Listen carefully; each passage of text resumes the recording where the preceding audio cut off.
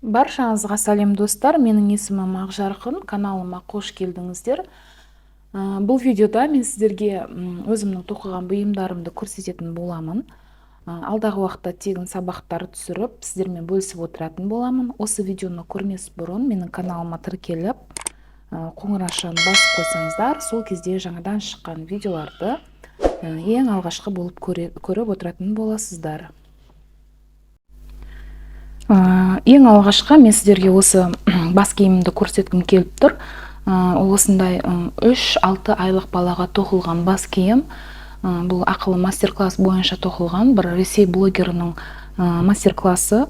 Мен бұл жерде өзімнің есебім бойынша тоқыдым, және мен бұл жерде осындай хлопок жібін қолдандым. Бұл турецкий хлопок, және 100 грамда 380 метр болады. Мен 2 қабаттап тоқыдым.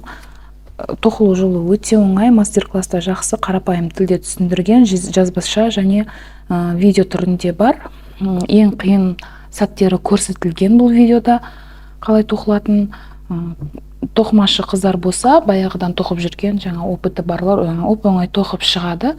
Және тура осы мастер-класс бойынша осындай тура осы шапканы да тоқыдым. Бұл жерде 1 және 1,5 жас қыз баласына арналған бас киім. Бұл жерде осындай мен вышивка техникасын қолдандым. Бұндай техниканы тігуім алғаш рет, мен ешқашанда алдын тоқып көрмегенмін. Мен үшін сәл қиындау, кішкене қолды үйрету керек екен. Алдағы уақытта мақсат қойдым өзіме, осы вышивка техникасын үйренемін деген. Өйткені менде осындай тоқылған заттарда вышивка техникасы өте қатты ұнайды. Келесі менде осындай бас киім. YouTube каналдан тоқыдым. Бұл тегін мастер-класс бойынша тоқылған бас киім. YouTube каналында өте көп бұндай мастер-класстардың түрлері. Ашып, қарап, теріп жазсаңыздар шығады. Бұл чепчик мишка. 2 жас, 2,5 жас баланың басына арналған. Мен өз балама деп тоқыдым. Сөйтсем, расчетін дұрыс алмаған екенмін, дұрыс есептемеппін.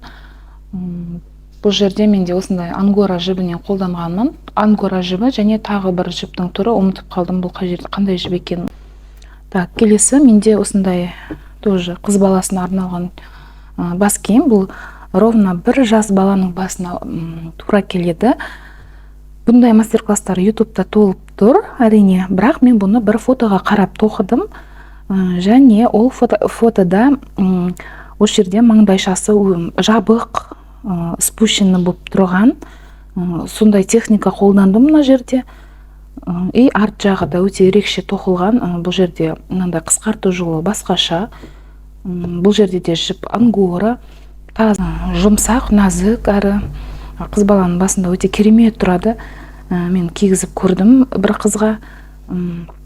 Прям әдемі. Және мен ұмытып кеттім, осындай биркаларды тігіп шыққанмын барлық бас киімдеріме.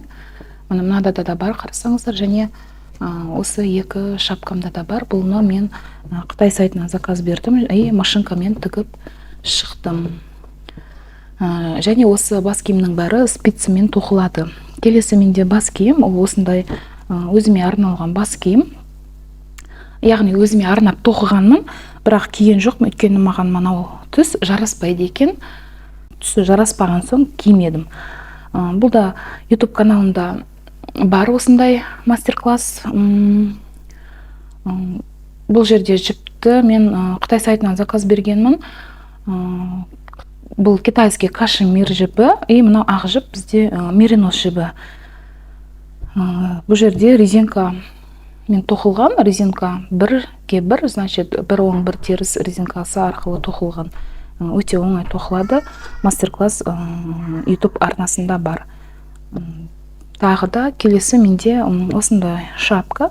Бұл ката шапка деп аталады. Бұл ақылы мастер-класс бойынша тоқылған.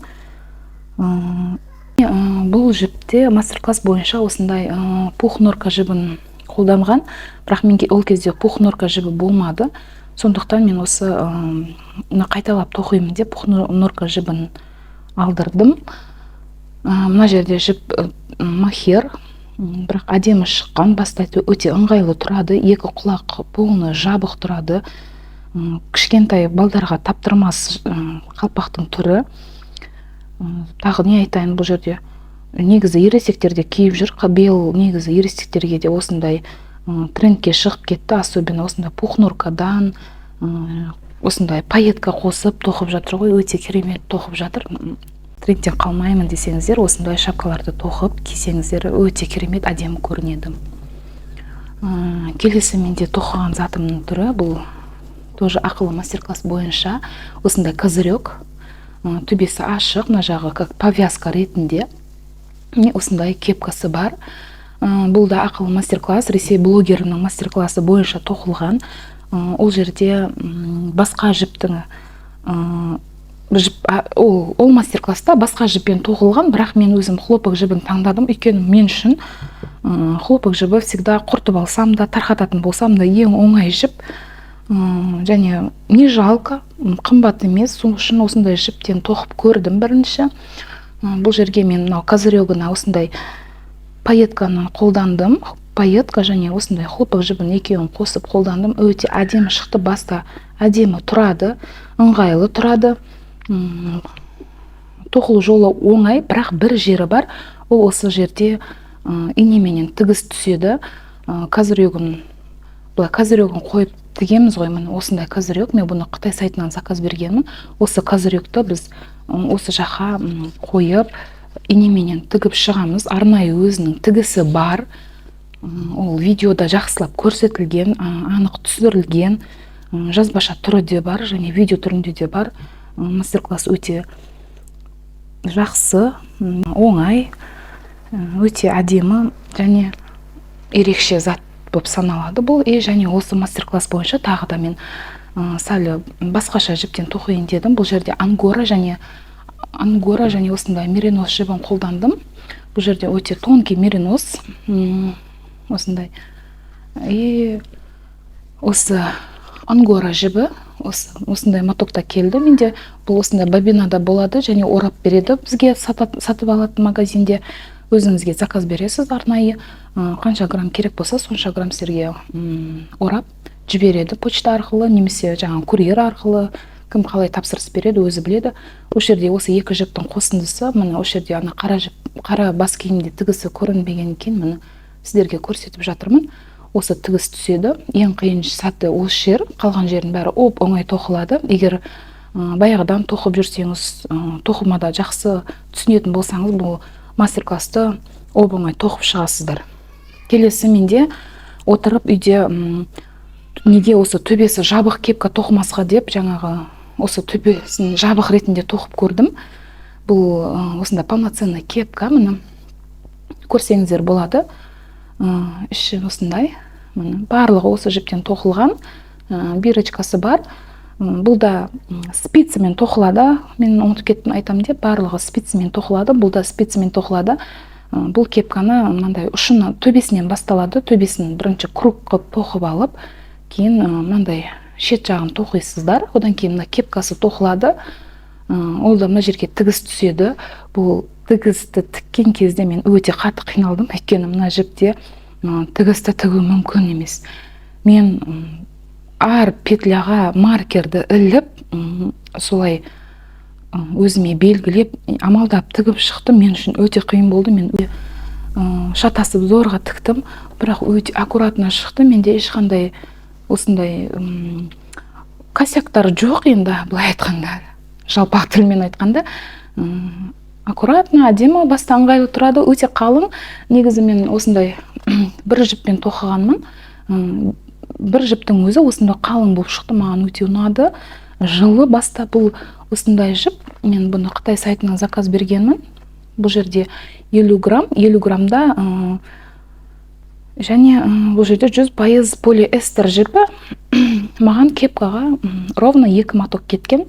Мен 4 моток заказ бердім, 4-еуінің 2-еуі қалды, 2-еуіне осы жіп кетті. Міне осындай өте әдемі кепка шықты. Келесі менде тағы да өзіме кепка арнап тоқыдым. Тура осы вариантта төбесі жабығын, бірақ сәл жұқалау тұрын көктемге кигенге деп, бірақ көктемде киемін деп бізде оңтүстікте қыс жылы ғой, әзірден киіп жүрмін. Тура осы мына іші де осындай, міне өте оңай тоқылады. Мен айтқандай жаңағы басын осы жерден басталады. Тоқыманың басы, бұл да спицамен тоқылған. Бұл жерде 3 жіптің қосындысы. Бір жіп менде мынандай хлопок жібі, аз көрсетейін. Осындай мынандай жіп, әйтеуір фантазийный жіп дейді, осындай әйтеуір алба-жұлба дейді ме, қайтып айтады өзі. Осындай жіп, және бір жібім осындай менде мынандай пайетка, кішкентай микропайеткалар бар. И және бір жібі менде меринос, бірақ ол жіп менде қалмады, өйткені көрсете алмаймын. Сол 3 жіптің қосындысымен мен осындай бір өзіме кепка арнап тоқыдым. Онша қалың емес, бірақ біздің қысқа пока болады, мен өзім киіп жүрмін. И до того өзіме деп киген екен, осындай ішіндегі жібінді жасырмаппын. Всегда өзіме тоқығанда осындай жібін жасырмаймын, киіп жүре беремін. Келесі менде аксессуардың бірі осындай повязка, басқа арналған повязка. Бұл да YouTube каналынан көріп тоқыдым. Өте оңай тоқылады, және бұндай повязкалардың түрі YouTube арнасында өте көп. Бұл жерде жіп меринос, мына жерде осындай ангораны қостым полоскаға, және менен менің шапкамнан қалған китайский кашмирді қосып жібердім. Өте керемет шыққан, баста ыңғайлы тұрады, спицамен тоқылған. Қарап тоқып шықсаңыздар болады. Өте керемет шыққан. Және келесі менде осындай үйге арналған аяқ киім, домашняя тапочка. Бұны мен қай жерден көрдім десеңіздер, өте қызығып қарағаным. Бұл YouTube, жоқ, Pinduoduo сайтынан көргенмін, тура фотосын көрдім. Маған ұнағаннан кейін сразу жіпті және подошвасын заказ бердім. Мынандай подошваны мен 2 моток жіп заказ бергенмін. Мен ойлағандай болып шықпады жіп. Мен фотодан үлкендеу қып көрдім, бірақ оказывается өте кішкентай екен. Ол жерде қателеспесем 50 грамм, наверное. Содан бір жасыл түрімен, бір бежевый түсін заказ бергенмін. 2 подошвамен келген соң жіпті алып қарасам, көрініп тұр, біреуі де бір аяқ киімге жетпейтін. Сөйтіп мен 2 жіпті миксовать етіп, бір аяқ киім тоқып шығардым. Фотодан қарап тоқыдым. Мен үшін сәл қиын болды, өйткені мына жерден бастап келіп, мына жерін қалай шығаратынымды білмедім, бірақ ары бері тарқатып әйтеуір тоқып шығардым, бірақ тура фотодағыдай шықты. Өте әдемі, ерекше аяқ киім болып шықты, маған ұнады. Алда көрем, егер қолым босап жатса, осыған мастер-класс түсіруім де мүмкін. Қызық болса, комментарияға жазып кетіңіздер, мен сіздерге мүмкін түсіріп қаларым мүмкін. Келесі менде осындай тоже үйге арналған балетка. Бұны үйге киюге болады. Және осындай мехсіз, мына мех негізі шешіледі. Негізі мехсізді тоқыдым. Осындай болады алды мехсіз. Мынау екіншісі. Осындай мехсіз. Бұл крючокпен тоқылады. Тоқылу жолы өте оңай негізі. Мен бұны алдым, көп жылдар бойы тоқығанмын. Шынымды айтсам, маған табаны тоқу ұнамайды, өйткені постоянно санап тоқу керек. Сол үшін көп тоқымаймын, анда-санда тоқып қоямын. Мына жерде менде кавказская пряжа, значит, российская пряжа, неубиваемая пряжа. Стиралкаға салып, жуып киіп кете бересіздер. Өте төзімді жіптің бірі.